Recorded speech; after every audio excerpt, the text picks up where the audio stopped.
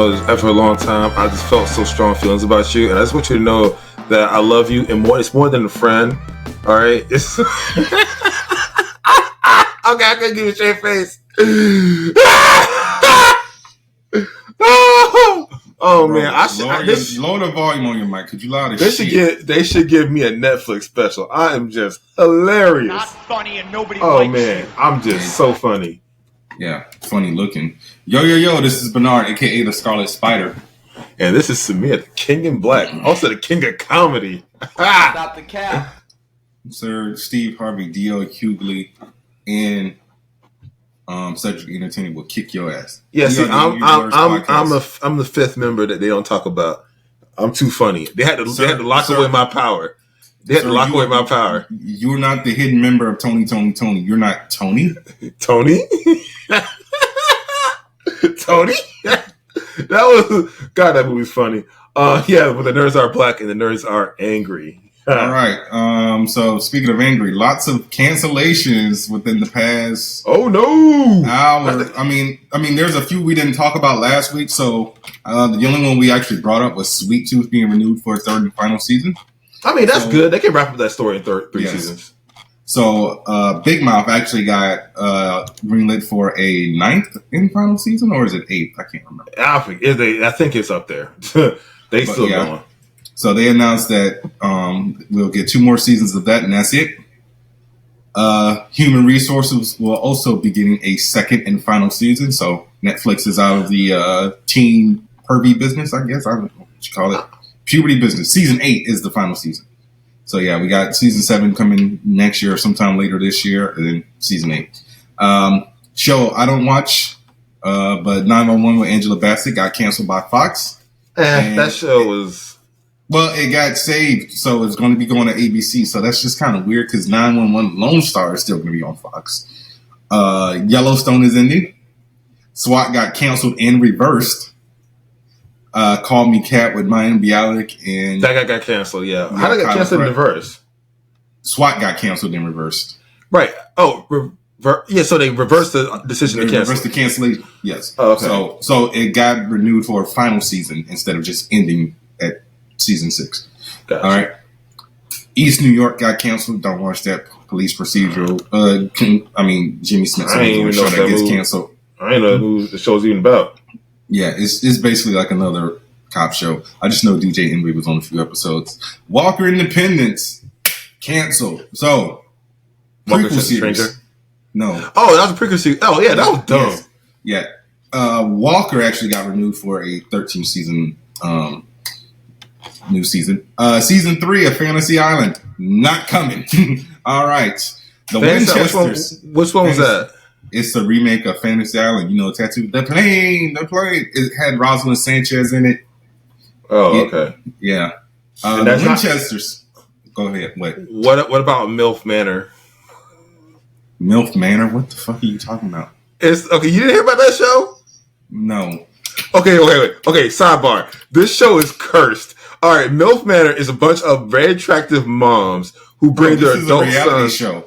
I know they bring their adult sons on the island with them to hook up with other people's sons and moms. So basically, they swap sons and they bang each other. It shows cursed. It's so cursed. So this is Mother Lover in real life. Yeah, it is. Except the guys don't know each other. But yeah, it's the show's cursed. It's so because it's single women between 40 and 60 seek love with single men in their 20s while staying in a beautiful retreat in Mexico. I mean, how is it cursed? Okay. So all the moms are bad, and they all have all the sons have like Oedipus complexes, like or it's straight Freudian.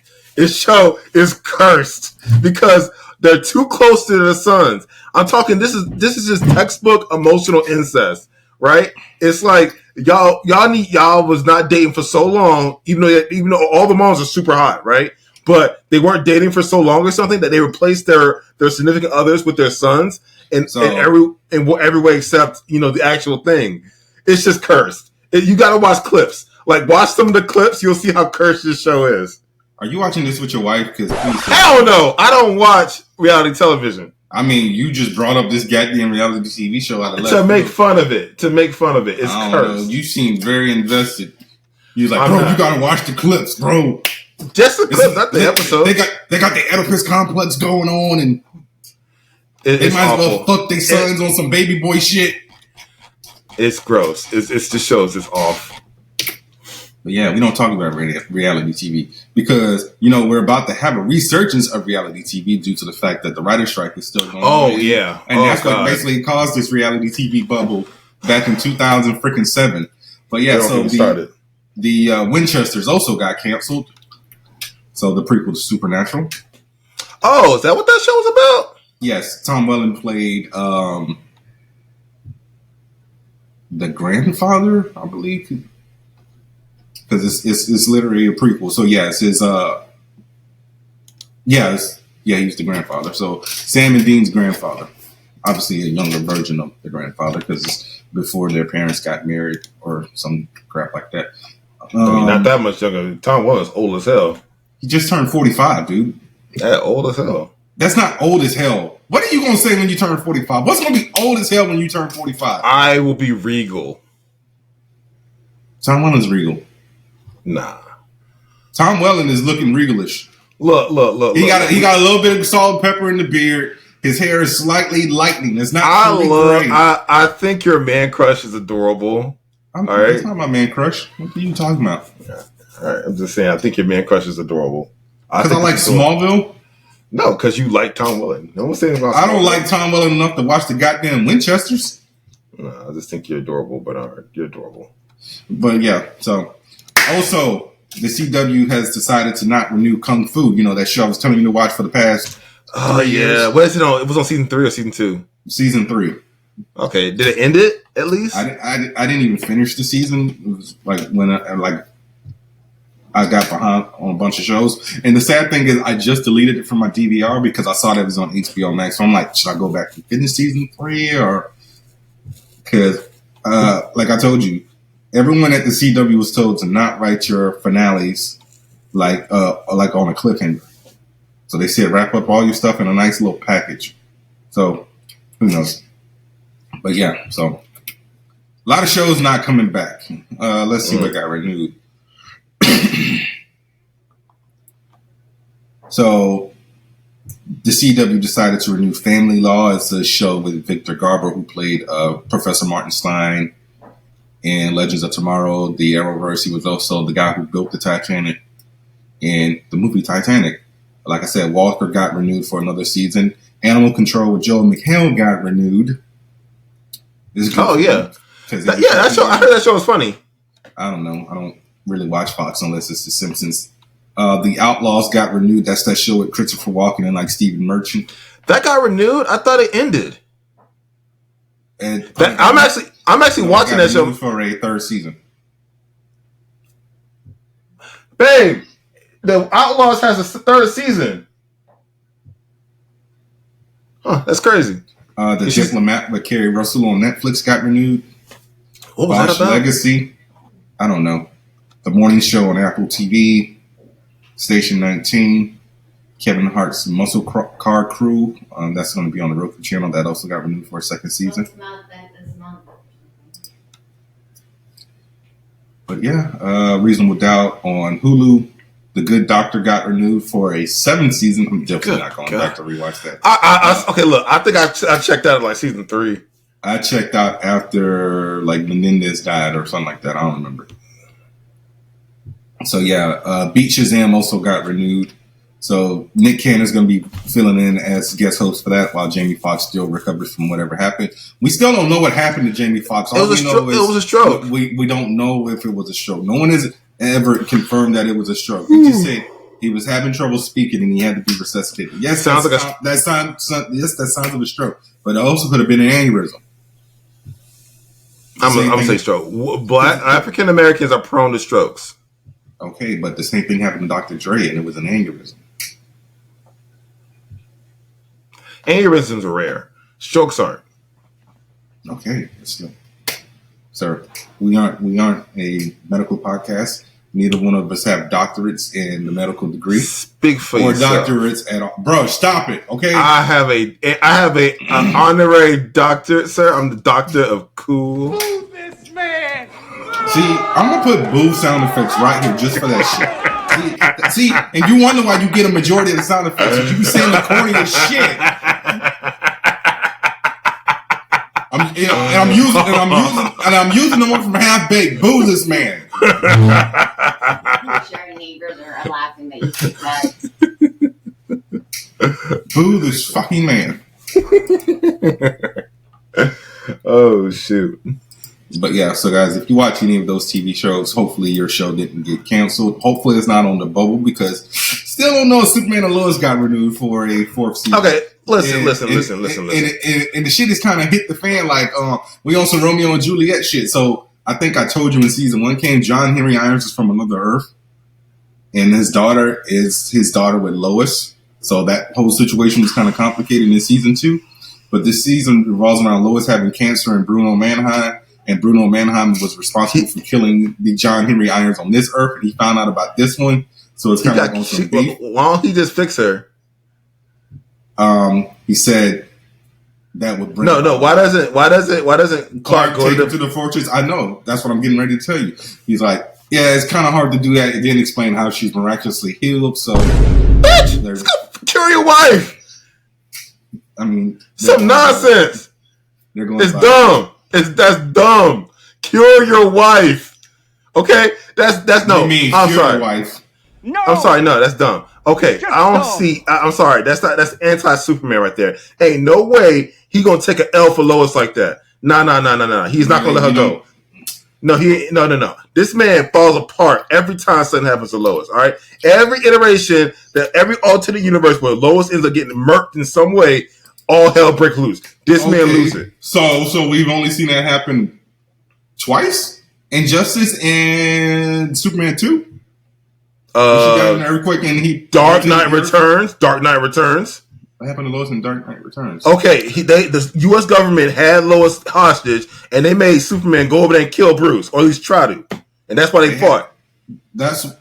I don't remember, dude. I thought that happened. The U.S. government had Lois in some undisclosed location, and he couldn't figure it out. They must have had lead on this, something like that. So they said, "Yo, you do our bidding, or we got your girl." All right. Now, and he could have called their bluff. He could say, "How about I snap the planet in half? What y'all gonna do then?" If he was a goon with it, they couldn't have had him like that. But no, he loved Lois, and everything was hell because the U.S. government was having him do everything they wanted to do because of Lois. Is that in the movie? Might have been in the movie. I gotta rewatch the movies. They're on the show. I don't know if it should be in the comic too because that movie was very faithful. It was pretty faithful. So with that being said, if Lois get murked, Clark don't know what to do with himself. So no, I don't buy that. Oh, another one. Kingdom Come. Everybody in the Daily Planet got murked, and Clark just became a hermit, basically. Yeah, exactly. He falls apart without Lois. So I refuse to think. Oh wait, no, he didn't. No, he didn't become a hermit. He formed a new league. And but the Kingdom Come stuff wasn't kosher though. I would honestly say Kingdom Come is more goated than The Dark Knight Returns. It's a good story. It's a good story. It just wasn't kosher. The Dark Knight Returns is basically Frank Miller's heavy masturbation story for Batman. I thought that was All-Star. That too. He always tries to run it back. So he did it with Dark Knight Strikes again, or is it?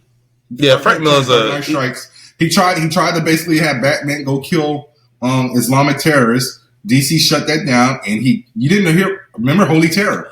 I probably forgot about that. Yeah, so Holy Terror was a Batman story. He just tweaked it because DC said no.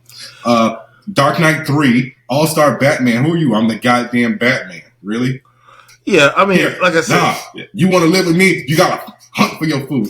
We know. We saw. Yeah, that was terrible. Listen, he's a relic from a bygone age. He doesn't work anymore. The point is, all right, the guy wrote, was that him or Alan Moore who wrote the comic about all the fairy tale, quote unquote, Disney princesses being prostitutes?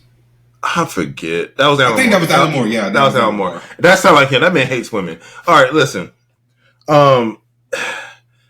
Point is, Clark doesn't work without Lois. He doesn't function without that woman. She is his rock. Okay, it ain't the other way around. So I keep telling you, man, you need to watch that show. The writing is good. It ain't good though because if that's what they're going to do, go with. Samir, Yeah.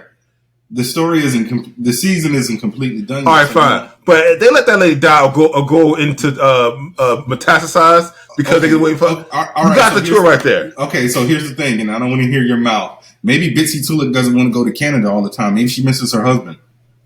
Go ahead. I know you're gonna say it. Recast. That's what you're gonna say, right? Recast. So she's not in the season right now. What? No, she's in the show. I'm saying. Who's Bitsy Tulip? She's Lois. Okay. Why can't she go to Canada? I said maybe she's tired of spending all that time in Canada. Oh, they're gonna take her off the show. That'd be dumb. The show's called Superman and Lois. That's stupid. They can change it to Superman and Sons. Recast. Or maybe do like 2.5 seasons of him being broken and a man on the edge, just tearing shit up, and his sons have to take him off the edge, like pull him back from the brink of destruction, and the whole world is shit. That'd be so awesome. That'd be edgy as hell, and I'd be here for it. Yeah, but then you'd be like, no, because it's not connected to any universe and blah blah blah blah. You know what? I'll extend the deception. I'll make the session. He walking around. He walking around with his eyes glowing all the time. He's all pissed off. Bro, I told you should give the show a shot. Jordan, the one son who has powers. It made no sense. I don't say that. No. I get that, but let me finish. He's the one who suffers from like depression and bipolar disease and everything. So I'm at him with the powers. That's dumb. Why does only one son have it? Is the other son have Kryptonian cells? Are his Kryptonian cells do they have cancer? Are they deformed in some way? Are they explaining that? Maybe he's going to be a late bloomer. Who knows? That's dumb. I'm just saying. Dumb. Kryptonian cells respond to yellow sunlight. That is a rule. And so Kryptonians develop their powers either sooner or later. Like Clark developed all his powers throughout his entire. Yeah, but he was super immediately. They saw something special about him immediately. Yes, I get that. But I'm just saying, like over the course of the years, each power came bit by bit by bit. I get that. So he should be. But no, this is where I'm going. Cut me off. Jonathan in the comics got everything to pretty much at age 10. Yeah. And then Kara got hers age 16 all of them at once. Well, yeah. So, again, Kryptonian, yellow sunlight, cells activate. I don't know. Whatever. Maybe they'll go further into it because he's trying to be a firefighter right now, so he feels like he's the only one who doesn't have a purpose since he got kicked off the football team for selling X Kryptonite in season 2. What? X Kryptonite is basically like steroids, so it's basically giving everybody on the team like temporary powers. That's dumb. It's Smallville. Oh, no, thank you, bro. You almost had me. No, it's a good season. No, you almost had me. No, and here's why he was doing it. Because he technically wasn't doing it. His girl was doing it, and you know what that is, Samir? He was booty blinded. Was she fine? Was she thick though? Stop it. But he was booty blinded. The same way. Stop using that term. The same way Jordan is booty blinded over Lana's daughter. It's like, come on, man, get over it. She broke up with you. I love her so much. So dumb. What's the character's name? The girlfriend? I can't remember. But so yeah, guys, maybe your TV show got canceled. Maybe it didn't. Samir, yes. Story. Okay. Woo! It's hot. All right. So who are you, Ric Flair, my nigga? Woo! ROG Ally. Okay. ASUS Republic of Gamers Ally is a new PC handheld. Oh my God, I'm so excited for this. So you know you brought this up like a few weeks ago, right? Yeah, but now we have the full specs sheet. All right, so they announced the price, they announced the specs, they announced what it can do, they demonstrated it. Also, the reviews embargo has dropped, so now we have actual real world performance of the ROG Ally. It's great. So at $699, the Z1 Extreme powered ROG Ally is only $50 more than the beefiest Steam Deck available at $649, which is the 512 model. And it has the latest RDNA 3 graphics from AMD. It has a 1080p screen and capable of doing up to 120 hertz. It's fire. Now, granted, I mean, and realistically, based on the real world performance, you're not likely to hit that frame rate in any AAA game. You're probably going to hover around anywhere from 50 to 60 frames ish in most AAA titles right now. But if you're doing any retro titles, oh yeah, you're definitely going to be able to get that 120 hertz if you do anything retro, as long as it has an unlocked frame rate. Pretty cool. All right. Yeah. Samir, how about you tell the people where they can get a ASUS ROG Ally? Well, all right. So I'm not done. So I'm still trying to go through. So if you guys remember the Steam Deck, you did that damn dramatic ass pause like you were done. If you guys remember the Steam Deck specs, right? So I did say that the ROG Ally has RDNA 3. This Steam Deck has a RDNA 2. So the reports that it is 50% better than the Steam Deck aren't exactly unfounded. Most of the time, it's anywhere from as low as 15% increase on the low end to as high as like 30% in most games when they hit 1080p, because the Steam Deck isn't really designed to do that. So it's getting blown out of the water. Not to say that the Steam Deck is bad, it's just that it's not designed to play the games that way. So you have the ROG Ally rocking the Zen 4 architecture, which is crazy. The Steam Deck is on Zen 2. All right. This display, 7 inches, 1080p, 16 by 9, 120 hertz, 500 nits of brightness, compared to the Steam Deck, 7 inches, 1280 by 800p, 16 by 10, which I think that's the one benefit to the Steam Deck. It has 16 by 10 ratio as opposed to 16 by 9. That makes a world of difference. And 60 hertz by 400 nits of brightness. Then they both have 512, which is fine. But the ROG Ally has the UHS-2 micro SD slot, which is the fastest format for micro SD. But you can also just swap out. It's very easy to open at the back and swap out the M.2 drive. So I would recommend doing that. Mm-hmm. Now it has the asymmetric Xbox style buttons, which is fine. They have yet to come out with any. So A, X, and Y. Yeah. They have yet to come out with any right to repair, which I'm pretty sure you have right to repair, and you won't void your warranty by swapping out the SSD. I think going forward, they're probably going to give you options to switch out the thumbsticks and things like that, just like they do on the Steam Deck. That's a big thing because you can obviously change it to HoloFlex joysticks that don't drift. Huge, because you can't take off those joysticks. They're stuck there. So the idea that you can change them out easily is a big thing for the Steam Deck. Hopefully, they will have the same for the Ally. There are no touchpads, which is a big detraction. So there's that. But the biggest attraction is that it's running a full installation of Windows 11. So that gives you access to every platform, not just Steam. So you have Steam, Epic, Battle.net.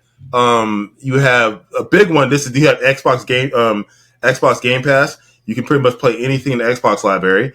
You even get 3 months of Xbox Game Pass Ultimate when you purchase a Steam Deck. So huge. Did I miss anything? Oh yeah, they have a proprietary slot, a socket on top of the Steam Deck, in addition to the USB-C slot. So this slot is made for docks, and it's compatible with the ASUS. What was it called? The ASUS GTX? No, that's something else. No, the external crap. What is it called? The mobile.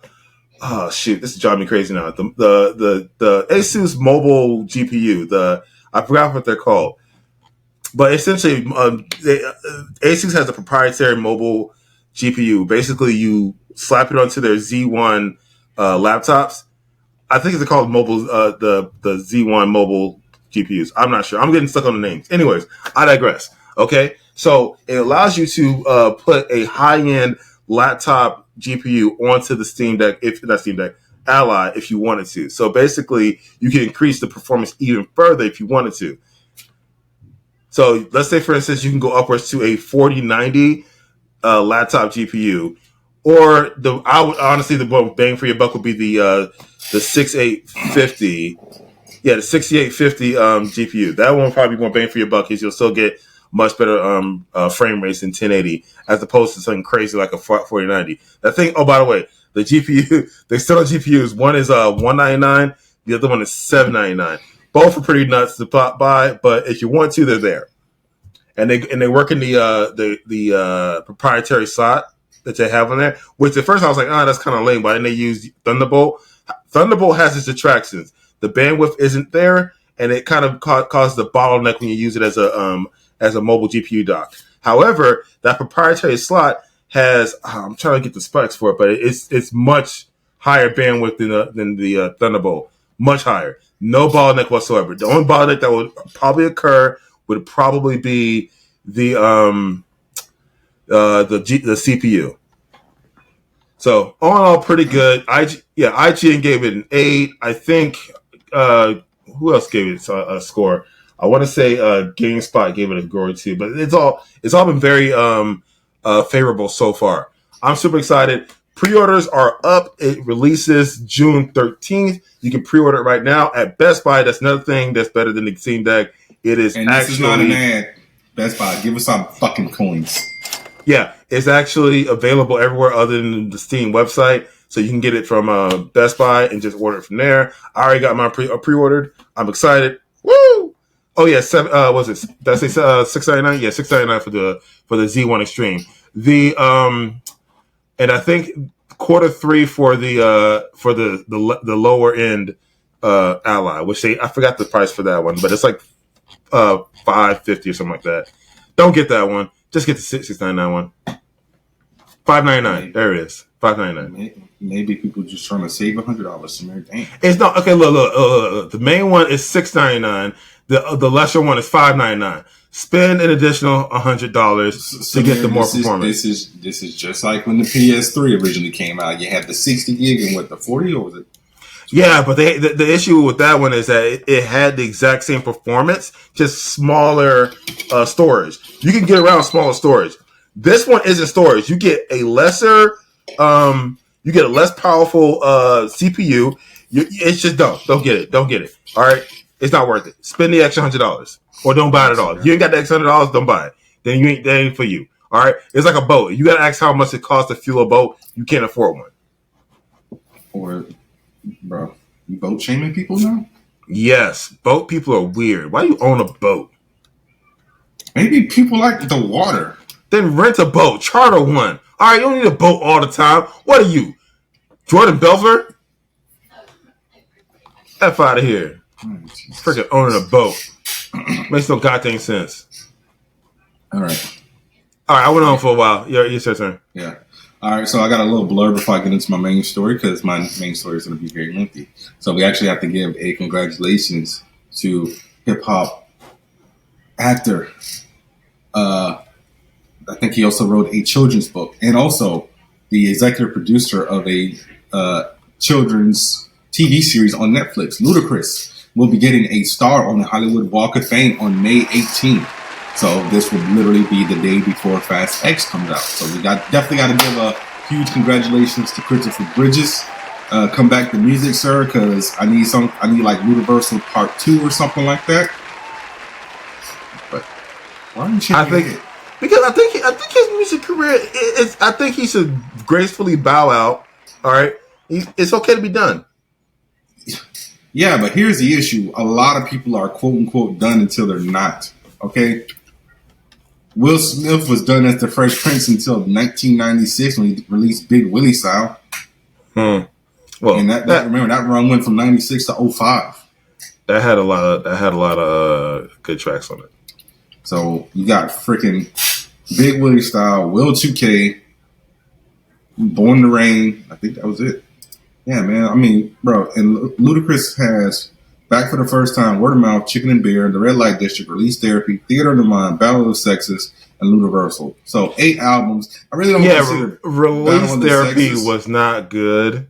You didn't like Release Therapy? I did not care for that album. I didn't like Battle of the Sexes because Battle of the Sexes was a last. Yeah, I know. I know, and that wasn't good either. Well, because it was supposed to be a collaboration album. I know. Still wasn't good. Yeah, but then Shauna left and They kind of scrapped a bunch of songs, and it was basically my issue with Battle of the Sexes is there's not a lot of the opposite sex on said album, so it's not really a Battle of the Sexes. You got How Low with Shauna, My Chick Bad, and My Chick Bad remix. Everything else is like, oh yeah, I hated that song. Yeah, it's like three songs with women. Either point is the tail end of his music career wasn't that good. Sir, Battle of the Sexes went platinum. Okay, there still was some whack songs. I didn't say it was a good album. I'm just saying you saying, or are you talking about like no? Because Lunaversal was a good album, dude. You should really give Lunaversal. I wasn't feeling the bars. Oh my god. Okay. All right. Well, yeah. So congratulations to Ludacris. All right. So my next story is basically the same thing I was telling you about last week, and you like, I don't give a fuck. AI. You was like, nah, fuck them writers, man. I've had a computer write this. I didn't say that at all. All right, I did not say that. I don't know what I said exactly, but I didn't say that. That's kind of that's what you were given. That's not what I was given. You was like, let them go on, let them go on strike. I don't care. My stance right now is that CEOs need to just come out of them pockets and just take a lower bonus. Yeah, right? Seth Rogen actually said that. Again, you don't need another boat. Boat people are weird, okay? I think if you're a boat person, we can't be friends. I don't like you. Boat people are weird. So, Samir, if I, for some odd reason, bought a boat, we couldn't be friends? I ain't talking about a yacht. I'm talking about a nice little scooter. If you got money to buy a seaworthy vessel, I will look at you funny. But, my bro, you got nothing else to spend that money on. You, sir. No, let me finish. Is it a boat house? Is it a boat house? I forgive a boat house. Okay, because that's your only. I can see that. All right, maybe there's advantage living on the water. Maybe boat houses are cheaper than condos. Okay, housing is hard. I can see a boat house. I cannot see a boat for recreation. I cannot see that you have a house or condo, car, boat. I can't see that. I can't see why that money could have went any remodel your kitchen. All right, remodel your kitchen. Okay. What if the kitchen doesn't need to be remodeled? Bathroom, remodel bathroom. What if nothing needs to be remodeled? Re-landscape your house. Or save up for retirement. You can't eat a boat. All right? What you going to do when you old and decrepit? All right? And you wish you had that boat money back then, huh? It's dumb. Boats are a waste of money. Charter a boat. Okay? All right? You want to go in the water, charter a boat for a day, go out fishing or sunbathing. What do people do in the water? That's weird shit. All right? What are you out there in the ocean for? Leave the ocean alone. All right? We have no business out there. Is this still because you can't swim? No. Is this where all this is rooted from? You're like, it's not. Fuck boats, fuck water, fuck Biggie, fuck Bad Boy as a staff, organization, and the crew. And if you down with water, then fuck you too. No. All right, I have a great love for the ocean, sir. All right. But you can't swim. I mean, I can't have respect for what we need. We need the ocean. All right. Like 80% of our oxygen comes from the ocean. All right. We don't know anything about the oceans. All right. We only know like 10% of the ocean. Okay. The ocean is a beautiful, vast void. All right. We should respect it, love it, fear it. Okay. Leave it alone. All right. And stop putting plastic in it. Goddamn boats. Stop leaking oil into it. All right. Humans don't belong in the ocean. I mean, you also got to talk to BP about that and every other oil company. All of them. I drive an electric vehicle. All right. I know I was like, what episode was that? I was talking about what car? It was a while back. We were talking about our cars because that was when gas was high as shit. Oh yeah, that's right. So anyways, I digress. And I was charging my car every damn day, which I actually need to go do in a bit. Yeah, you about to betray the cause though, brother. What happened, brother? Ain't you about to get rid of the Prius? The Prius Prime? I wanted to upgrade to the new one, but it already got sold. You dick. Mm-hmm. This is the proof I'll be talking about. Don't be shaking your head. This guy was going to say, my car's too expensive. I'm gonna go down to a gas mall, a little cheaper. That's what you said. I did say that, but then the new Prius Prime came out, and I was like, "Ooh, I want that instead." All right, on record now. He said, "I did say that."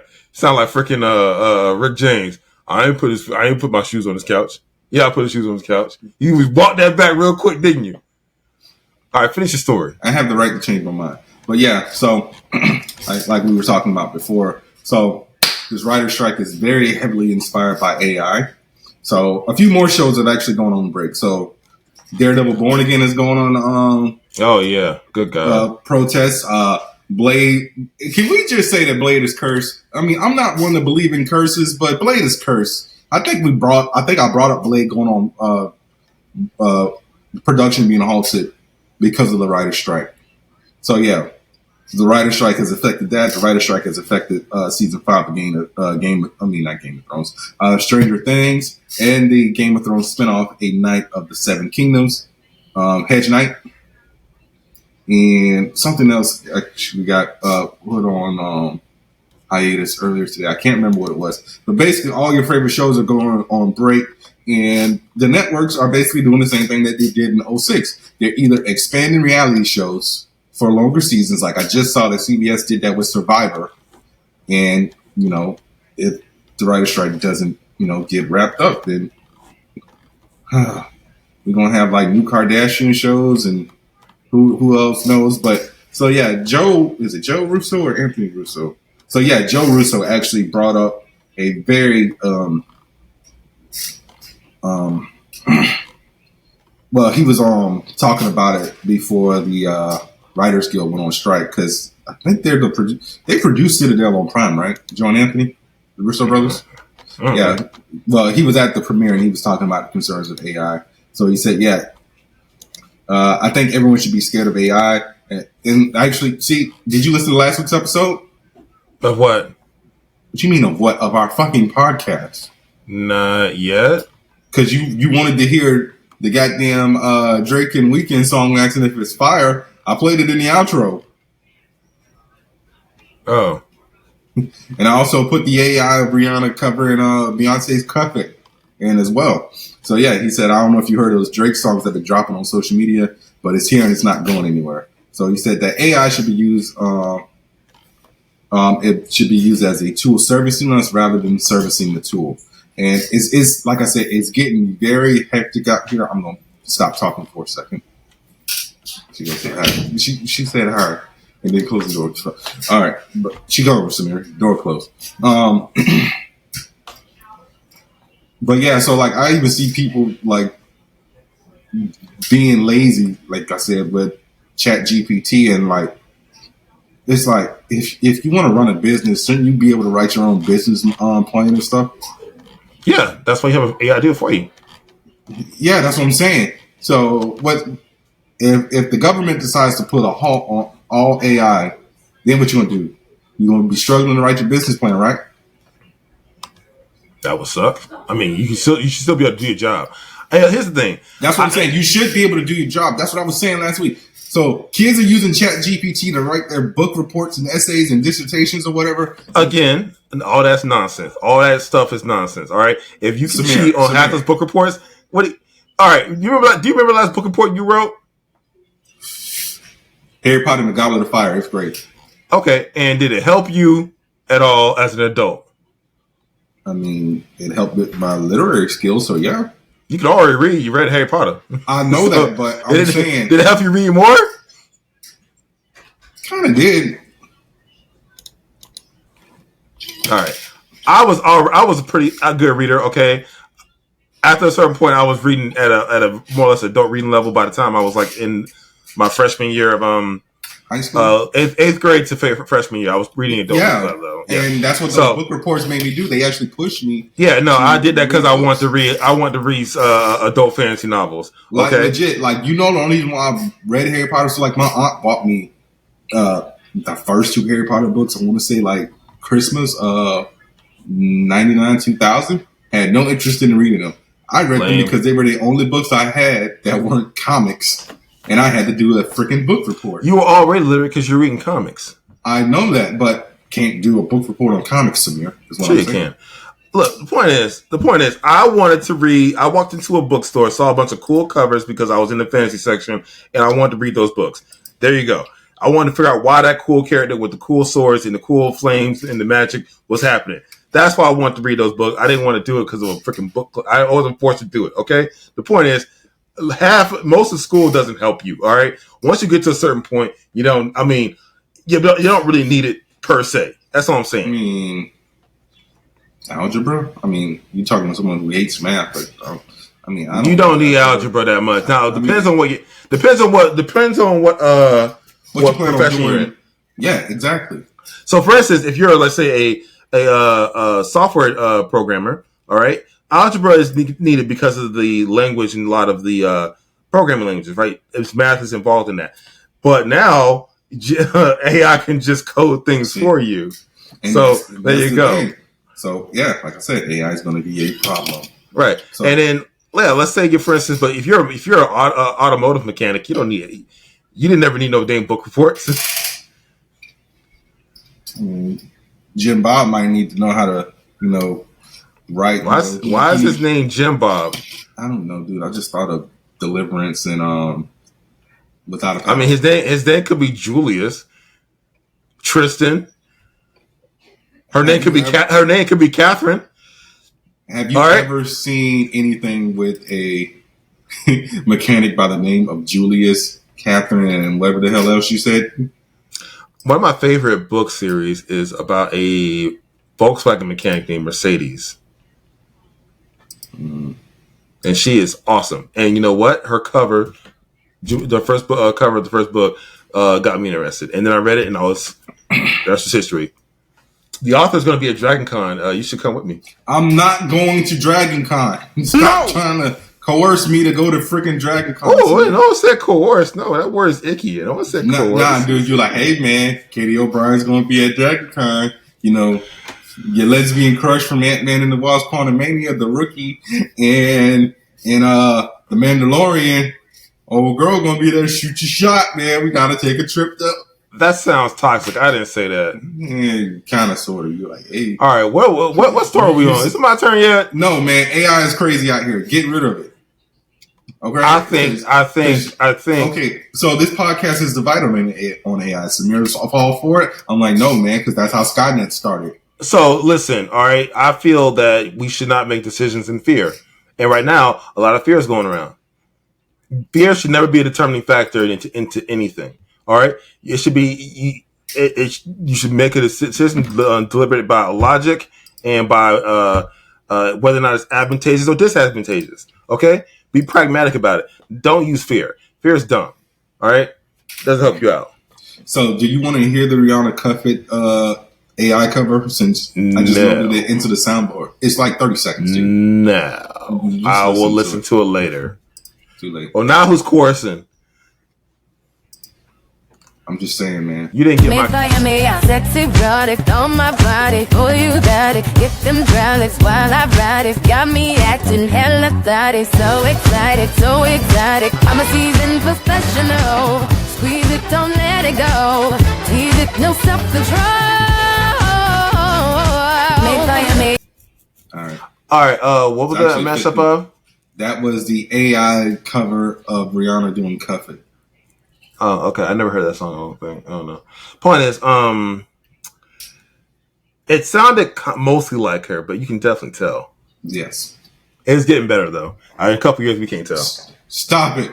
Okay. With that being said, there's so many things that we can't do because of our limitations of our human brains that AI would be able to step in and fill those gaps. Why be afraid of that? Look, man. What if AI can rebuild our DNA and and start gene therapy and cure a bunch of diseases? You know what AI is going to do instead? Make them make their own bodies. That'd be cool.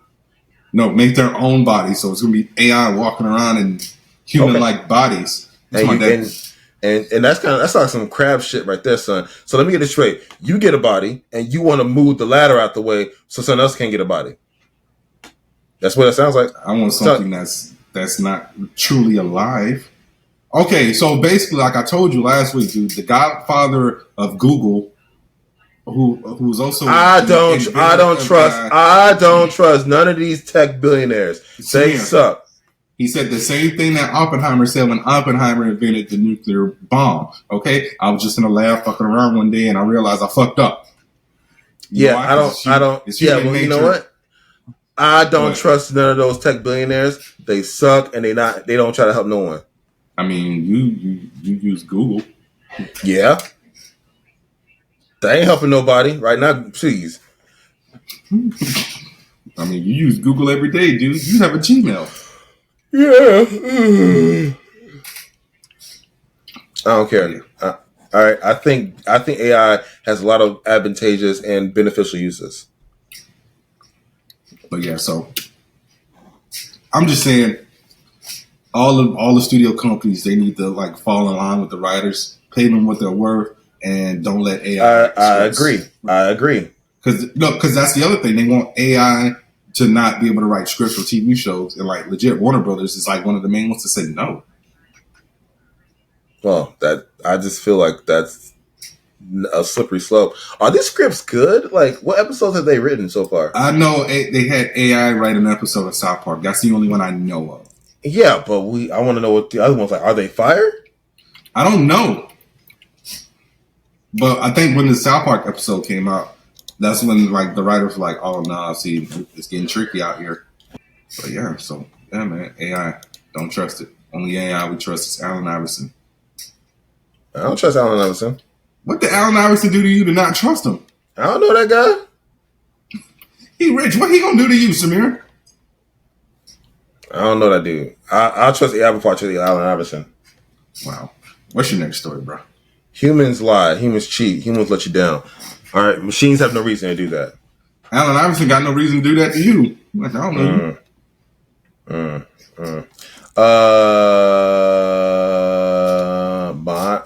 Guardians of the Galaxy is 70% right now, and it's Steam Deck verified. That's cool. Yeah, but you're not buying it. Actually, I am. Okay. Bro, you didn't even start Avengers yet. And I don't want to talk about video games, okay? You already know I'm in a bad mood. Oh, right. Yeah. Okay. So Capcom has sold more games in the last fiscal year than any other in its history. Capcom is riding a high right now. Oh, my next two stories are going to be video game related, so sorry, bro. So Capcom's on high right now, man. They dropped. They've been having to sell for like the past 6 months. See, this is how I know you don't be on Facebook. Every time I scroll on Facebook, it's like a Capcom. It's a sale of like classic Capcom titles. Yes, they've also been doing well very commercially. So Resident Evil 4 remake, amazing numbers, and it's gonna just climb for that. They have more numbers to give. The Mega Man Battle Network Legacy Collection also. Yeah, but that's old shit. I'm talking about new stuff. Technically Resident Evil is old, but it's a remake. It's not because it's selling still. I know. It's still charting. No, okay, dude, so it's a remaster of Mega Man Battle Network that was on the Game Boy Advance. The same way they released Mega Man X Legacy Collection. So this is the Mega Man Battle Network games. And you remember the Battle Network anime with the kid, and it was like on some Digimon stuff. So recall, yes, that's what it is. That's what it is. All right, but yeah. All right. Anyways, so yeah, Monster Hunter. Yeah, so the fiscal year. Bro, people still playing Monster Hunter World? Monster Hunter Sunbreak. I guess that's a yeah, it's part of a patch. Oh yeah, and then Monster Hunter Rise. So there's that, and then that sold. What is that? All right, so so they sold about 10,000 units. So basically, I'm trying to do the math on this. A lot. All right, I'm not trying to do the math on that because they got the whole chart there after that. He's like, I'm trying. But yeah, basically, Capcom putting out numbers. Okay. All right. And they're doing really well here. Okay. All right. I mean, you got more than that because you said you had two things for. I can read some of them. So Capcom said that 12.4 million in sales was made up of new titles. The company released 35 new SKUs in fiscal year 2023, including Mega Man Battle Network Legacy, which is, there you go, that's that. Resident Evil Village Gold Edition, Monster Hunter Rise Deluxe, that's pretty much what we're talking about. And then obviously the Capcom Arcade Second Stadium and Capcom Fighting Collection. I knew about 89.4% of its game sales during the 12 months were digital, and 37.3 million sold in native Japan. And I read that backwards actually. Come on, yeah, man. And you say school is unnecessary? That's different. I just read quickly. All right, chill. Point is, they sold a lot. All right, and I didn't say school was unnecessary. I said a lot of the modern day school needs to be restructured so that we don't have a bunch of chefa and nonsense. Why are you kidding? You having kids? When you have something built on racism, it's a bad foundation. And yes, a large portion of our education system is built on racism. Samir said, "I'm team scoop over here." What? What does that mean? Abortion. Pro-abortion. Oh, scoop. That's such a F. That's so effed You've up. never heard anybody say they went and got the scoop? That's so effed up. So, spoiler alert, so Jedi Survivor still has traversal. Why you talking about goddamn Star Wars Jedi Survivor? I have to get the news, man. They still has shader and traversal and shader stutters on PC. It's a lot better, but again, I have a high-end GPU, so I'm not seeing a lot of the problems that a lot of people on lower-end GPUs are seeing, so it's probably pretty unplayable on the low end. Okay. All right, I have more stories, but I'll pass off to you. For a video game? Yeah, a couple more. Just get it all out the way, because we've been talking for almost an hour, and I got like one more story, then let you do your thing, then get back in the Guardians. I just don't want to type to your game. Okay, so rumor, the next Mortal Kombat will be called Mortal Kombat 1, which I think that's a good idea to renumber it like that because it's getting out of hand. We were on 12, and I just don't think no, we would be getting 12 because we were on 11. I just don't think we need to see 12. That's just a weird number, honestly. It's on the clock. How is that a weird number? Other titles have gotten 12s. I don't think Mortal Kombat. I think Mortal Kombat need to bring it back to 1 and make it like just bring it back to the basics with the, with the number. Give another reboot. Like not a reboot. You can 8, 9. Not a reboot. Just like just make it 1. I think I like the idea of it being called 1. Anyways, another thing, Dragon Age Dreadwolf won't be out before next April, according to EA. Basically, the writer's strike hit them too. So yeah, I know. Look, pay them their money. I'm paying them the money. Yeah. Activision is making more money on PC than consoles for the first time, and the gap is widening. Cool. I mean, Activision sucks.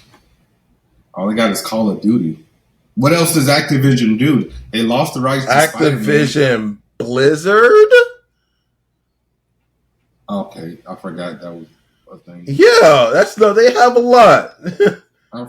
Bro, I'm paying attention to Blizzard, World of Warcraft and shit. Isn't that Blizzard? World of Warcraft, Overwatch, Diablo. I mean, a lot of stuff, man. Heroes of the Storm. What are you smoking? Nothing. I just don't play none of those. What the fuck is Heroes of the Storm? Never even heard of it. It's a MOBA. It's a MOBA. I'm not even sure it's running this anymore, honestly. But you got any more gaming news?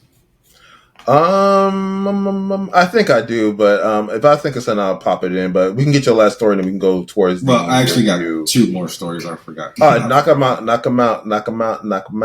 Oh yeah, another one that's on hold. Season 2 of The Last of Us. Oh yeah, no, let that simmer. That's fine. No, the casting is on hold.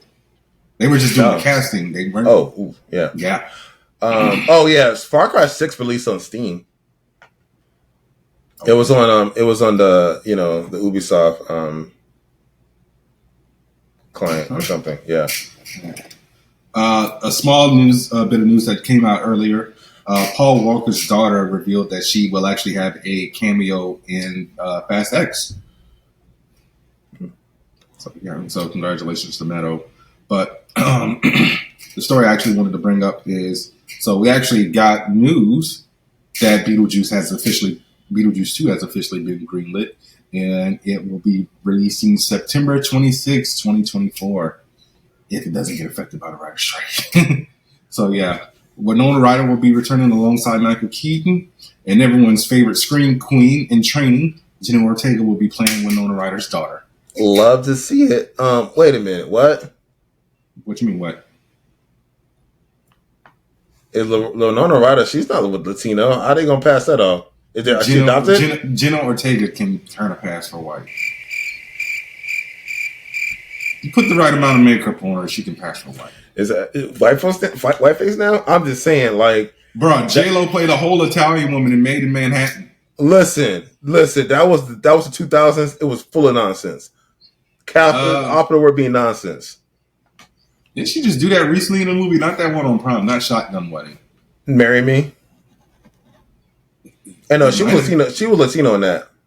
Oh yeah, you did have to watch that because your wife said it's J-Lo. We gotta watch it. Oh, she doesn't like J-Lo that much. So watched it. She wanted to watch the rom-com. Okay, Konami announces record high revenue profits. But profits slump. I'm sorry, I'm gonna reread that. Record high revenue. I just wanted you to get all the video game news out the way because I noticed another story. Record high revenue, but profits slump. And this one is eFootball. What the heck is eFootball? Like, what are they doing with this? I don't know. eFootball 2023 passes 6 million downloads. I guess it's a mobile game. All right. So, you got any more video game news? Because once I do the story, I don't. No, I'm done. We can go. We're gonna get on the. All right. So here's one for you. For starters, I hate people on the internet. I think I actually brought this up on the podcast a few episodes ago. Somebody was saying something about Kid Cudi being in something, and they were like, "Oh, Kid Cudi has only ever done TV." I'm like, "Motherfucker, he did Intergalactic, Need for Speed." Although we don't talk about that, X, and I just kept naming movies and TV shows, so on and so forth. But yeah, so he will actually be joining Jessica Biel in a sci-fi thriller titled Ursa Major. And so this will be written by Patrick Somerville, Colleen O'Brien, Katie French, and it will be heading into production this fall. And it's set on a Earth-like planet where a mother and daughter. Wait, who's playing the daughter? Oh, Xochitl Gomez. So America Chavez. Wait, Xochitl Gomez is playing Jessica Biel's daughter? Yeah. Does that make sense? I mean, probably adopted. Oh, that's, yeah, hopefully. Yeah. So, yeah, they fight for survival while hiding from a group of relentless hunters with the added threat of an imminent danger, deadly storm. So, Natalie, who is Xochitl Gomez's character, begins questioning her mother, Charlie, about who they really are, how they got here, and what they need to do to survive. And Kid Cudi will be playing the role of Blair, part of the enemy faction that crash lands on the same planet as Charlie and Natalie. So, yeah, I can't wait to see this. So don't forget, Kid Cudi was in X, Don't Look Up, Intergalactic, HBO's We Are Who We Are. He was in the third season of Westworld, but I couldn't get into Westworld. Sorry, not sorry, but it is what it is. It's gone now. How to Make It in America. And he will be. That's what it was. Because remember I said he was going to be in Knuckles. So when the news broke on the internet, everyone's like, "Why the hell is Kid Cudi this?" Oh, and apparently he's also going to be in a John Woo action thriller titled Silent Night. The movie with the Santa Claus? That's Violent Night, you idiot. Oh. I said John Woo, really? So yeah. So big ups to Scott Ramon, Seguro, Miss Cudi, and Jessica Biel and Xochitl Gomez. All right. So let's go ahead and get to our review of Guardians of the Galaxy Volume 3. And yes, I am talking slow so I can find my IMDb app so I can get everything out the way. All right. Go Guardians. All right. So, Guardians of the Galaxy Volume 3, written and directed by James Gunn. Film stars Chris Pratt as Peter Quill, Chiwetel Ejiofor as the High Evolutionary, Bradley Cooper as Rocket Raccoon, Paul Clemenza as Mantis, Dave Bautista as Drax, Karen Gillan as Nebula, Vin Diesel as Groot, Sean Gunn as Kraglin, Will Poulter as Adam Warlock, Alicia Del Becchi as Aisa, the High Priestess, and a few other people. Did you forget Cosmo? I'm looking at the cast. I was going to get into the voice cast, but yeah, sure. Samir, Let me just fuck the rest of the humans, huh? So fuck Sylvester Stallone. Oh no, definitely. He is not as important as Cosmo. Put her way before him. Fuck Michael Rosenbaum as Martin X, huh? Cosmo. Fuck Zoe Saldana as Gamora, because I didn't say Gamora. Why'd you put her towards the end? Sir, because that's how it is on IMDb. Look, you should have put him. I was trying to get the humans out the way. I didn't sort this, okay? Oh wow, you racist then, huh? How am I racist? IMDb did this. That's the name of the episode. But yeah. And Nathan Fillion is Max Carter. So, voice cast. D. Bradley Baker as Blurp. Where the hell is it? Tara Strong as Mainframe. Here's one for you. Judy Greer as War Pig. Michaela Hoover as Fleur. Sim Chaudhry as Teefs. Linda Cardinelli as Lila. They're getting her money's worth out of her contract, huh? Oh no, she ain't the only one doing double duty. I'll get into that. That's in my fun facts. I cannot find the other one. I can't find who did the voice of Cosmo. I don't see it on here. She's definitely. I knew her name too. Shoot. Tiffany Smith. Was it? I think it was. Yeah, I'm looking and I said I don't see it. All right, let me get the cast. 109 people in the damn movie. Good grief. Maria Bakalova. That's what. Yeah, she's the lady from Borat. There we go. That's what. Yeah. The first Borat, bro. No, the breakout star from Borat 2. Who saw Borat 2? A lot of people saw Borat 2. You didn't hear the whole thing with? Yeah, that movie was good. No, I haven't watched anything with Sacha Baron Cohen in it. Why? He's a good actor. Yes, he is a good actor, but bro, when you got a movie and it's just like dicks every 2 minutes, I'm like, I'm good. I watched the show that he had on Showtime where he was basically like, it wasn't punked, but he was like shysting political figureheads. Yeah, he did that in Borat too. He also did it in the first Borat. But it wasn't Borat, the show is what I'm saying. He was wearing all different makeup and shit. But yeah, so synopsis. Still reeling from the loss of Gamora, Peter Quill rallies his team to defend the universe and one of their own. A mission that could mean the end of the Guardians if not successful. So, where do you want to start? You want to start at the beginning? What, the beginning of the plot? Chosen? Or you want to just talk about what we felt about the scenes, or are we going to get to our pros and cons? Like, let's dissect this movie as best as we can. So let's start with the beginning of Rocket being chosen out of all the raccoons. So that scene was a bit of a doozy. I mean, yeah. Okay, so here's the thing. So for the audience to truly dislike this, because beyond the animal cruelty, he didn't do much of anything to make you hate him that much. The animal cruelty had to be there for you to get behind the main characters, which you already were. But it really rallied you because it's like, dude, you instantly hate him for his mistreatment of those cute animals. And it didn't help that they all had cute names. I mean, cute voices. Okay. So yeah, like we said, Peter Quill is still mourning the loss of Gamora, despite the fact that Gamora's back, but it's not his Gamora.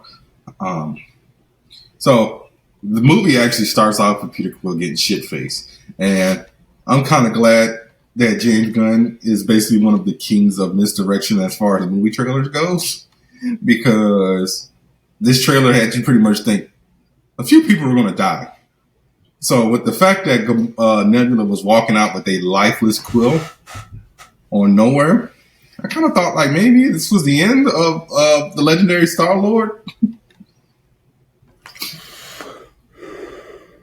What about you? Like just based off the trailer, not I didn't think that at all. Because we knew this was the last movie, right? So we didn't know. Everybody's contract is up, so I'm like, damn, is Quill gonna die? but we'll get it back into that later. So, Nebula tucks Quill in like a child, and what do you say? I love you, Gamora. Yeah, he did. I love you, or I miss you, or I love you more than anything. Something like that. Point is, he missed Gamora, and he ain't over her yet. Yeah, and I don't know if you could tell, but you could kind of see a little bit of her on Nebula's face. Not in the way you're implying. No, I'm not saying like she's, got feelings for Quill. We obviously figured that out when she was like, knock it off when, when they basically did their whole heist situation. But, no, it's like she was hurt. It's like she's hurting because she doesn't have that. It's not that she doesn't have that. It's just that she cares about Quill and he's a mess. Yeah. And it sucks. It hurts to see your friend go through that. Yeah. But yeah, so it's just a regular night on Nowhere until Alan Warlock comes in at like Mark 8 and fucks up Rocket and basically all the Guardians to the point where he dismembers a Groot, where he's just a walking head with spider legs. Yeah. And Rocket was just out of commission this entire movie, bro. And we find out that he has a kill switch attached to his heart, which is actually part of, what's the name of the company again? Omnicorp? Orgocorp. Yeah, Orgocorp. So yeah, we get a couple of flashbacks of Rocket being experimented on and, thrown back in the cell where he first meets his new friends. And first thing he says, what's the first thing he says, man? How did your theater react when we got that flashback and he said hurts? My theater was mostly deserted the way I like it. I think I'm sitting here. Oh yeah, so my theater was I went with the 3 Shades, so shout out to Loco, Johnny, and Chaos. But yeah, so throughout the movie we get a lot of flashbacks of Rocket and his friends, and Rocket with the high evolutionary, learning about music and seeing the sky for the first time, and we actually see where Rocket begins his kleptomania in that same scene.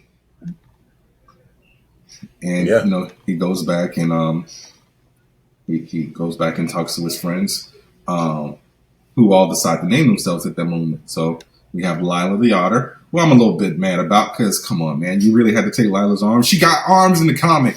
Why you got metal arms? We got Teefs, a walrus, who is basically attached to wheels, on some wheels and the Legman stuff, and Flora, who is a rabbit who can talk with a mangled mouth, who gave me straight up Toy Story baby doll head with the spider vibes. And dude, the Flora got me the most. It's so cute, so very cute, and they deserve better. Yeah, Rocket gets his name because he wants to build things that fly and take his friends into the sky and what do you say, the forever? I can't remember how it goes. God damn it. But yeah, so the Guardians go to Orgocorp and basically meet up with the Ravagers. So shout out to Sylvester Stallone for showing up again as Starhawk, and I guess Michael Rosenbaum showing up as Martin X. And we actually found out that Nebula and Gamora have been talking this entire time, and obviously Quill is feeling some type of way about it because that's Gamora. It's not your Gamora, but it's a Gamora. So can we just admit that Peter Quill has been taking L's ever since his first introduction into the first Guardians film, as far as his feelings go? He's out here pouring his heart out, and everyone can hear him because that was okay. I don't think he's been taking. Okay, look, he hasn't taken that many. In fact, not necessarily taking L's, but basically getting embarrassed. No, I mean he hasn't gotten embarrassed because you got to think in the first Guardians, he's playing music to Gamora. He's playing fooled around and fell in love. He goes in for a kiss and she threatens to slice him down the middle. That wasn't embarrassing. That's just he got rebuffed. Drax saw it. Oh yeah, he did see that. That's funny. That wasn't that embarrassing. And then Drax is like, trying to be the king of metaphors in the second one, talking about dancing and stuff. He's like, no, you dance like an imbecile. You don't know how to talk to women. So that's another L. And then, everything that happened in Endgame, which we'll obviously get to because, got some news on that. But yeah, so I don't remember the button coding, but yeah, blue is for everyone. That scene was comedy gold. Oh my god, that was so good. It Oh my really goodness. was. So, they break into OrthoCorp, and Gamora is just basically old school Gamora, just straight up. I mean, business, no compassion whatsoever. Well, she always had compassion. I don't know Because that version of Gamora was planning to lead Thanos. She was waiting for her opportunity because she did want him to commit genocide. I know she that, always had compassion. Yeah, but she's just not. Yeah, she's just not in love with Peter Quill, and she doesn't have any close friends like the Guardians. Bro, she shot somebody in the leg as soon as they came around the corner. They live. I'm just saying. But yeah, so we actually got Nathan Fillion in his actual on-screen debut in the MCU, despite being in the first Guardians and like full prosthesis. Listen. All right, because can we talk about because Marvel and Kevin Feige didn't want to let him cook and be goddamn no. Can we talk about the MCU's nonsense? Listen, it was okay in Phase 4. But in Phase 5, we need to get past this nonsense about the helmets. Helmets protect your head. There's no point in walking around in full armor and not protect the most important part of your body. Okay? Nobody got shot in the head in this movie. No, I'm sorry. He was in a melee fight with people getting smacked all over the place. He had no helmet on. Why did you not protect your head? A lot of people didn't have on helmets. He wasn't the only one. Remember the idiot? He's got one too. Yeah, I know. Gets on his nerves. Yeah, because they had to show his funny alien face with his funny expressions. I guess it worked for comedic effect, but Nathan Fillion didn't need to show his face. We didn't need to see Nathan Fillion. I don't know. I would prefer, or I would prefer him to talk to the guy, make the funny comment about the car thing, and then say he can't stand the dude when the fighting start. Put the helmet on. All right, put the helmet on because he needed it then. Okay, he didn't have time to get to the helmet because remember when they met up with them, he didn't have his helmet. I find it also it's a flesh suit, but shouldn't the helmet grow onto his body? No, man. But yeah, so chaos ensues. They get the file for Rocket, and we get a few more flashbacks of Rocket and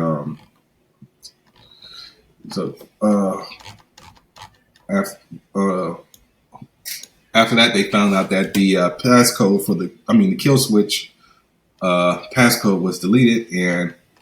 We see that it's none other than Nico Santos, the actor from Superstore and Samir's favorite movie, Crazy Rich Asians, accessed the file earlier. It's not on HBO Max anymore. It was on my list to watch, but I'm also getting rid of HBO Max because I got to cut corners. What else happened, dude? What happened after that? Help me out. The planet Counter Earth. Yeah, so we actually go to Counter Earth. Which I don't believe has been in the comics in years. Last time I saw Counter Earth was Spider-Man Unlimited. Shout out to Spider-Man Unlimited because the villain in that was the High Evolutionary. God. Yeah, memory unlocked,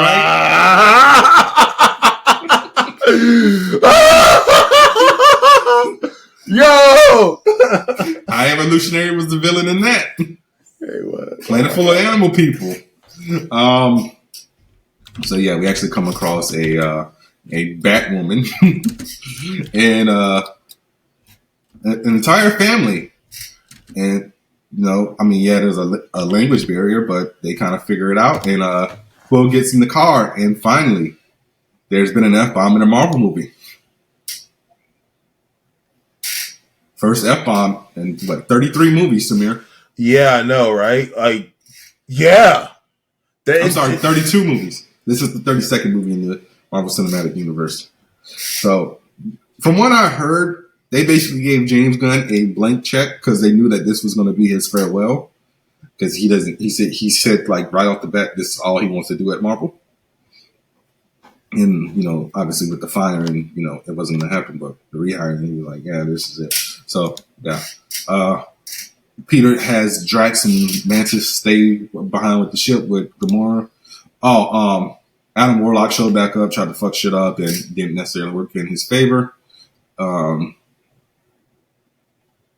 While Nebula, Drax, Quill, and Groot go meet the High Evolutionary, they obviously get Quill and Nebula get body scanned, and he actually gives Groot his elemental blasters, despite the fact that they're not elemental blasters, because ain't no fire and ice coming at the shit.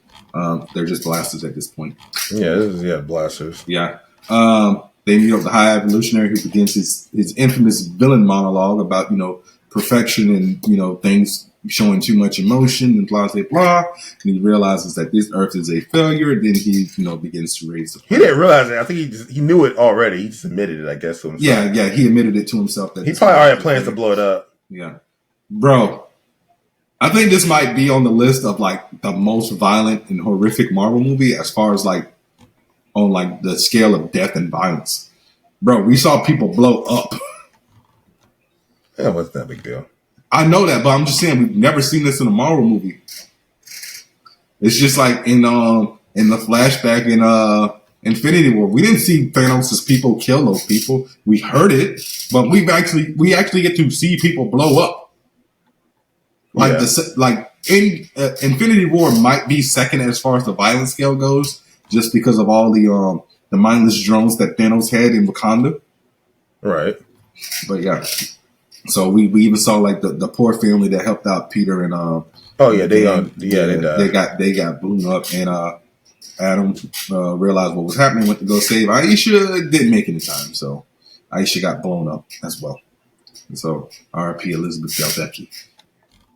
Yeah, I'm like, I wanted to see more of her. Yeah, but before that, Drax basically tricked Mantis into going with him and leaving the ship behind. So, as much as I love Drax, I still hate the portrayal of Drax being an idiot. I mean, he is dumb in a lot in iterations of his character. Yeah, the first iteration. That's it. Yeah, in the 90s or all through the 90s and 80s. No, just the 80s. Drax wasn't around in the 90s. But pretty sure he was. Oh, I don't know. Well, anyway, Peter Quill's plan worked because it was a face-off that they knew was a trap. So it's not necessarily a trap, because unless you know it's a trap, it's not really a trap. It becomes a face-off, and James Gunn loves doing a full, you know, round a 360 kill shot since like the first Guardians. Yeah. So Groot pulled all them things out. Groot had about like 6 guns. Yeah. FYI, Infinity Gauntlet was published. At least the trade was published in 91. Was Drax an idiot in Infinity Gauntlet? Yo, super idiot. He was useless. Like, he was just muscle. I mean, that's Drax. He's just the muscle. He was kind of he is actually dumb. Basically, they had the Bruce Banner Hulk in that one, where Bruce took over and Hulk was slightly weaker, but he was still smart. Yeah, he was dumb. And Bruce kept calling him an idiot. I'm going to have to go back and check that out. Yeah, he's dumb. All right. But, so yeah, I don't remember Nico Santos' character's name, but yeah, Quill jumps out the window with him like a fucking lunatic. And Groot basically sprouts wings and turns into Goliath and gargoyles and just glides. Not well though. I said glide. I didn't say fly. And yeah, dude, they killed Nico Santos. Like, bro, yes, he is super dead. Yeah, he is more or less street. It was graphic. It was kind of graphic. Like I said, bro, this movie was very graphic. This is like the most violence and carnage we've seen in a Marvel movie. But yeah, so the High Evolutionary ship starts to take off, and Gamora's left behind. She calls Drax and Mantis. She's like, "Yo, bring about the Bowie." Yeah, I can't do that. Why? I'm right behind you. It's like, bro. Drax dropped the ball on that one. Yeah, I mean, and Mantis should have I mean, she can't really. She wasn't going to be able to. Yeah. Mantis is basically an enabler, so she just goes along with everybody. And Gamora flies the ship to Quill. Not well, obviously, because she almost killed him. And so they Drax, Mantis, and Nebula, they all hop on the high evolutionary ship, and they almost suffocate because they are now like in the ionosphere. Yeah. And Drax, being the big dummy he is, he uses ways for those muscles and breaks down the door, and that just becomes a very lengthy conversation on Drax and Mantis, and just basically everyone just yelling at everyone. And then Mantis wipes Drax's memory, and as soon as I saw that, bro, you know what? First thing popped in my head, identity crisis. I'm like, yo, has this happened before? I'm like, is this a Batman situation? It wouldn't have benefited him at all to get his feelings hurt. So I could see why it wasn't right. I just see why she did it. Yeah. So for those of you who have never read Identity Crisis, I highly recommend it. It's written by Brad Meltzer, who is a New York Times bestseller. I would argue it's better just read more relevant comics that are now relevant to the continuity. I get that, but okay, whatever, fine. So yeah. Quill gets in communication. Quill uploads the passcode to the bomb on Rocket's heart, and Rocket actually dies on the table. So the fact that they put that in the trailer, I thought maybe like Gamora was going to die again or something like that. Because throughout this entire movie, it's just amazing the dynamic that Rocket and Peter have gotten. They've gone from hating each other like, I'm the pilot. So here's the thing. So that's my best friend. I'll do you one better. Now I love Peter and Rocket's dynamic and how they weren't going to leave each other behind. How about Rocket and Nebula? You had these two individuals who have roughly the same. Okay, so I was actually going to get into that later on, but so Rocket has been an Avenger with Nebula longer than he's been a Guardian of the Galaxy. Correct. Also, you see him give her. I don't know where he got Bucky's arm, but you saw her give Bucky's arm in the holiday special. Right, and then he even redesigned her arm, gave her a new one, and the first thing he says when he wakes up is, "Where's Nebula?" I'm like, well, it was so dumb because he saw her comms active on the on the screen. Because remember, Peter said she didn't make it. He's like, well, the comms are on the screen. Yeah, but like Samir said, Quill basically resuscitated Rocket with chest compressions, and then gave him a med pack. Bro, the med packs are fire though. Like, they are. When it broke, they need to bring them back to Earth. Yeah, like yo, for the next crisis, they all should have on the thing. Yeah. Tony wouldn't have died if it wasn't for them dang med packs. Why didn't freaking? I don't know if it's that extensive to the why didn't Thanos have that when he was using when his arm got all jacked up? Mm-hmm. I don't know. Well, maybe it wasn't available then. Remember, it's like almost a 6-year jump from Infinity War now. They were available. Space technology is wild. Yeah, but they all go back, and the High Evolutionary actually has a bunch of hamster people now, and they hamster people. Yeah, remember they're all evolved the children? Hamsters. Yes, the children. Because remember, one of them was on the wheel. They're both hamsters. I guess he did. No, he said hamsters. Yes. No, I think he just implied. I think he just joked that they were or he believed. You sure they were from hamsters? I believe so. I'm drawing a blank on that, but I don't see it. I would have to double check, but. So and we later on found out that Drax can actually communicate with them. So Drax isn't an idiot as Nebula thought. And I can't remember the name of those things from Guardians 2 that Drax jumped into. Because remember the exterior was tough, so he had to cut it from the inside out. The fuck? Yeah, it's not working. All right, but Mantis actually. Bonded with those, and now we got the Guardians have 3 new pets, and they all reunited. And basically, we got our, I guess, giant John Wick hallway scene. Yes, that was really cool. Yes, it's a hella awesome scene. So, I mean, that really did seem like something out of the Square Enix game, because you do get those moments where like everyone like teams up and just basically wipes everyone out.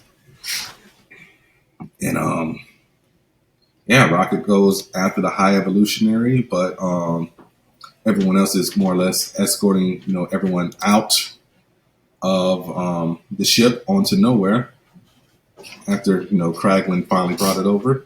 And yeah, more Kraglin.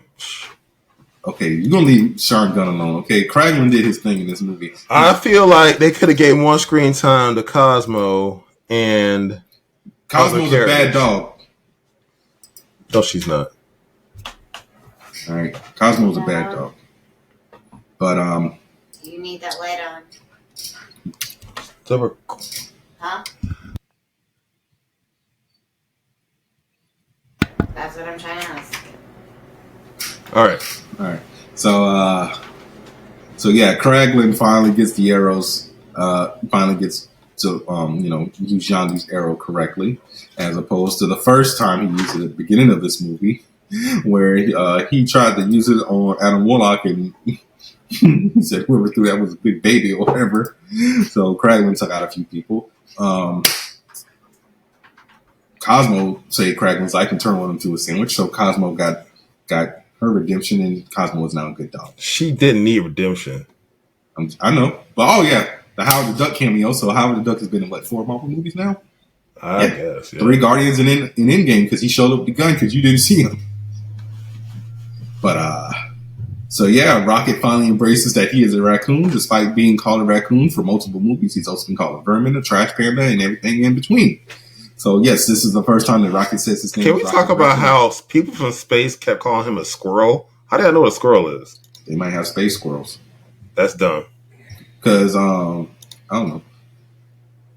Or maybe Quill. Didn't Quill call him a squirrel in the first one? Yeah, but Elizabeth Debicki should have been calling him a squirrel. That is true. High Priestess should know what that is. I mean, keep in mind they are created by the High Evolutionary, so they might know a few things about Earth animals and stuff. Because don't forget, he did say he visited Earth, so that's kind of where he kind of got the inspiration to counter Earth from. So dumb. Yeah, but so yeah, in the flashback where all of Rocket's friends die, Teeth, Floor, and Lila. Rocket actually scratched up the High Evolutionary space, and boy, on the gruesome scale, that is high. Yes. I was like, whoop. I'm glad I didn't eat anything, but yeah. So they left him behind to die, and they all go back home nowhere. And Quill says, he's going to take some time from the Guardians because he has been a frog jumping from lily pad to lily pad, and he needs to learn how to swim. Because Drax is the king of metaphors. Metaphors don't go over Drax's head. And the Guardians disband. So that was Ned Mantis' words, obviously. I know, but remember, she had Drax say it to Peter. Then it became a whole thing with Drax and his metaphors. And so yeah, the Guardians disband. Gamora goes back to the Ravengers. Mantis goes and finds her own way because before this, she was just basically doing everything that Ego asked of her. And Drax was also going to leave with her, but Nebula realized that Drax is an idiot and, he needs her to stay because his mission isn't being a destroyer, it's being a dad. Yes, and Rocket is now... His story has come full circle. Yes. And Rocket is now the leader of the Guardians.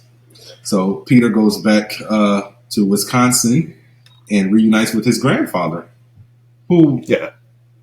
Maybe should have been there by now. I don't know. He's just really old. Yeah, he's really old. Maybe in his 70s. Maybe he was like in his 40s or something, like when Peter got abducted in like the late 70s, early 80s. So he could be like around the age of Robert De Niro, 79. Congratulations to him. He just had another kid. Yeah.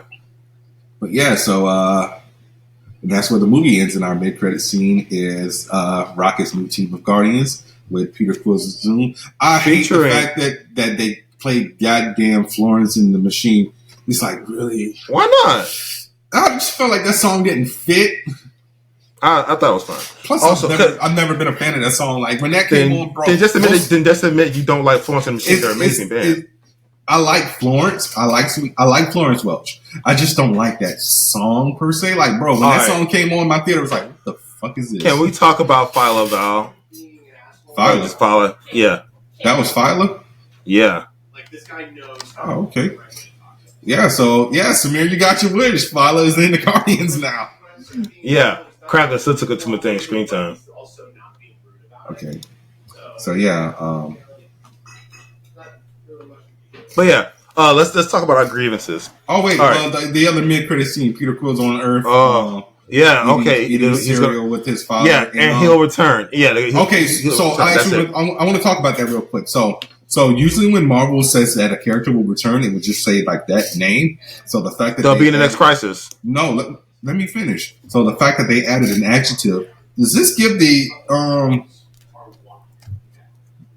do you think that Peter Quill is going to have his own movie? Because, bro, you got to think, since every single Marvel movie, it's just either said Iron Man will return, Thor will return, the Avengers will return. It's never been like, the legendary or, the Amazing Spider-Man return. So I wasn't giving it much thought, but I guess it's possible. Yes. I don't know if he can stand. I don't know if that character can stand on his own in the MCU. With that being said, he's definitely going to be in the next big crisis. So let's just wait for that.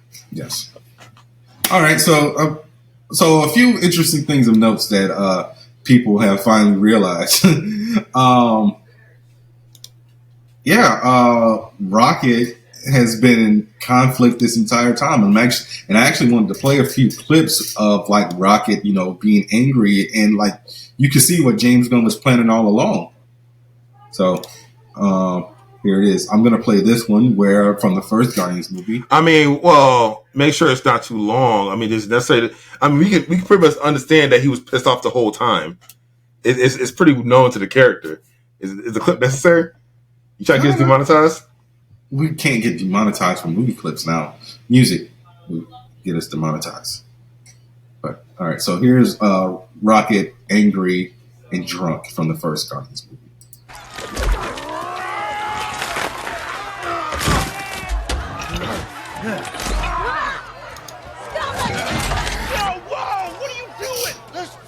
Speaks of affairs he knows nothing about. That is true. He has no respect. That is also true. Hold on. Keep calling me vermin, tough guy.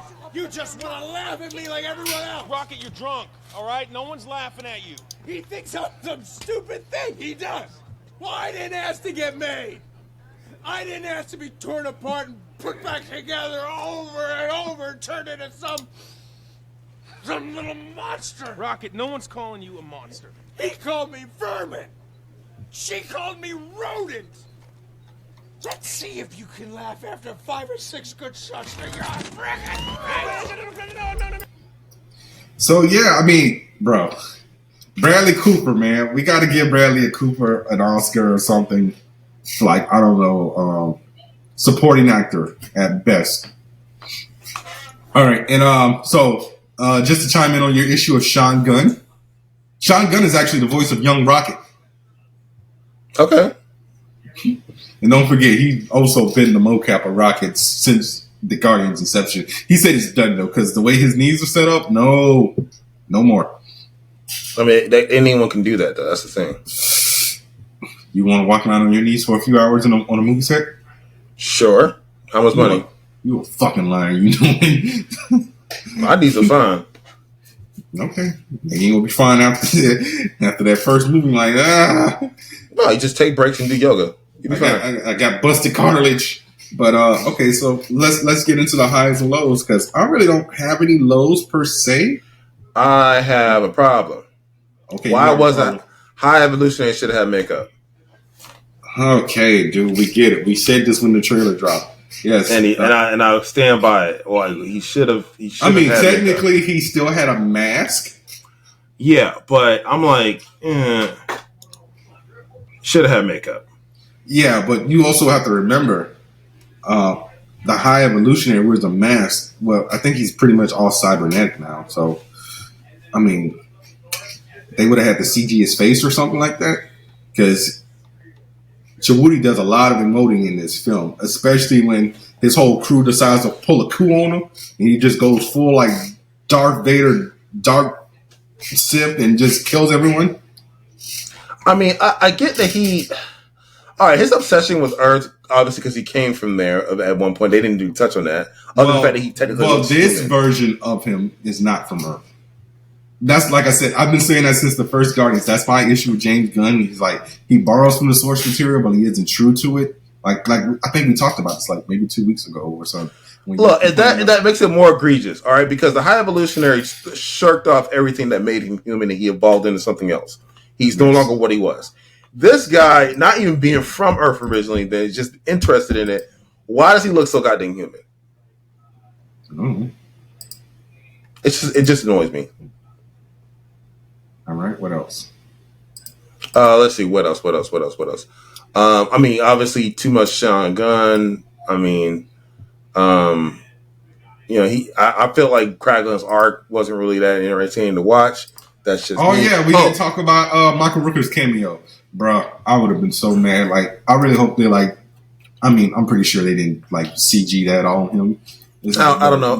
You in the movie for like all of 10 seconds. I honestly don't have anything to say about that. Whatever.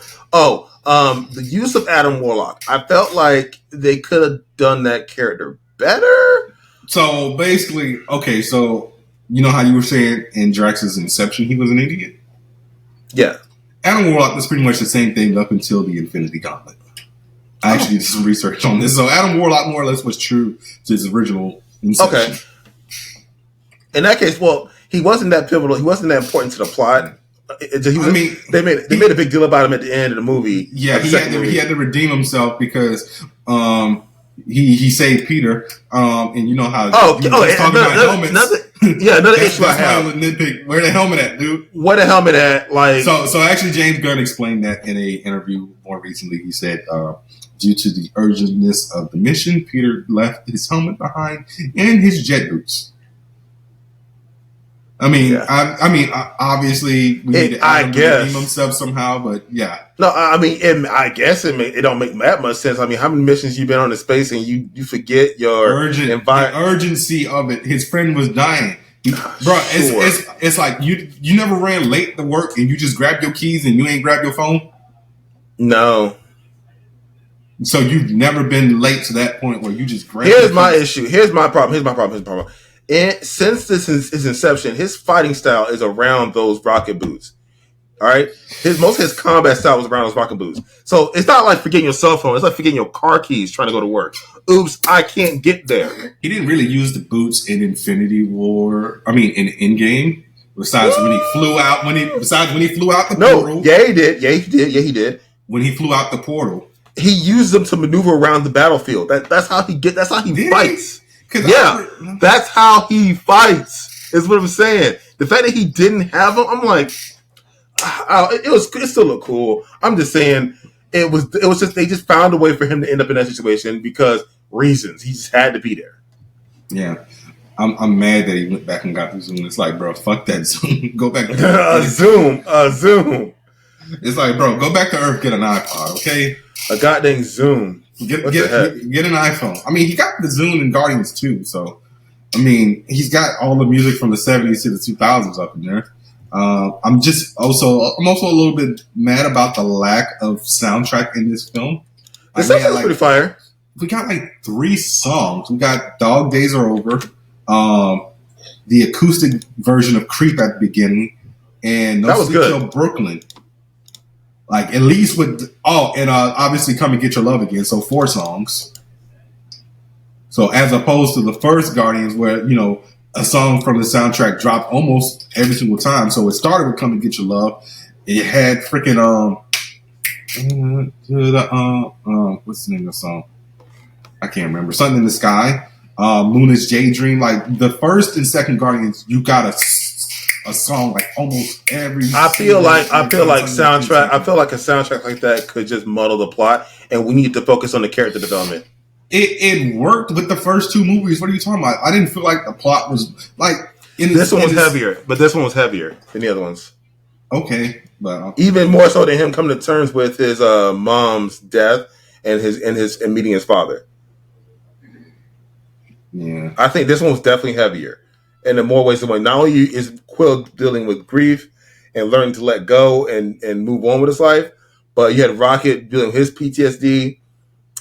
You had a lot. They had a lot of high emotions, and they had to space it. In fact, you can tell how they did the screenplay. Like they sold sad animals and then something funny. Sad animals. They had to space it out because they knocked out all the sad animals in one act. It would have been too much. Yeah. But yeah, like I said, I really didn't have any issues besides, the lack of soundtrack and whatever the hell was the other thing I said. Soundtrack was good. But yeah, I thoroughly enjoyed the movie. Groot is now looking like old school, first generation Groot, like horror, because originally Groot was a villain. So he looks like he does in his first Inception, where he's like a giant tree, as opposed to how he looked in the first movie, which was his not more recent, but his revised iteration with the Dan Abbott and Andy Lanning Guardians of the Galaxy, who I really wish would get back together and collaborate. I really wish I would have asked Dan Abbott why they fell out. But yeah, so they actually got those suits from that version of the comic, so I was glad about that. Yeah. Yeah, I mean, hopefully. Actually, yeah, I'm actually glad the costumes were there. Yeah. Because they were kind of there with the first one, but it was all red as opposed to with the mainly blue, like the red, like around like the outlines and stuff like that. The bordering, yeah. Yeah, the bordering. Thank you. I couldn't remember the word. Okay, so on a scale of 1 to 10, Samir, what do you rate this movie? 9.2. Why are you doing 0.2? No makeup on eye evolutionary. So that can be like a 9.5. I'm just saying like point. Okay, so from here on out, dude, whole numbers are half. Okay, no 0.2s, no 0.6. No one grades on like a 0.2 schedule. Not schedule. Why? No one grades on like a 0.2, 0.6 scale. Shit, I can't. Why? Who does that? I do it. No, Samir. All right. No, Samir. What? No. Bitch, who you?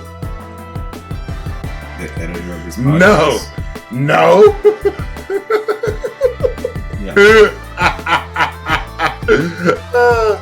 Oh man, what's your grade? I would honestly have to give it a 9.5. Like I said, just due to lack of soundtrack. Like I said, other than that, I pretty much loved the movie from beginning, middle, and end. Hopefully, something else will happen with these characters besides Chris Pratt, who was the only one who seemed like he re-upped his deal because Dave Bautista said he was done. Zoe Saldana said she was done. They can recast. Recast and shit again. But it's not as smart. It's like I feel I want to see more of those characters, redo them, and just I mean, they can recast those characters, but I really don't know who they would really have to like find someone who can like pull off the charisma of those two characters. Sure, why not? I mean of those two actors. Okay, why not? I don't know. But guys, we're gonna call it a wrap. So this is Bernard, and this is Samir. How you gonna cut me off? You the main one who wanted to do this nickname shit. The main one. It's Bernard, aka the Scarlet Spider. This is Samir, the King of Black. And we are the Angry Blerds podcast.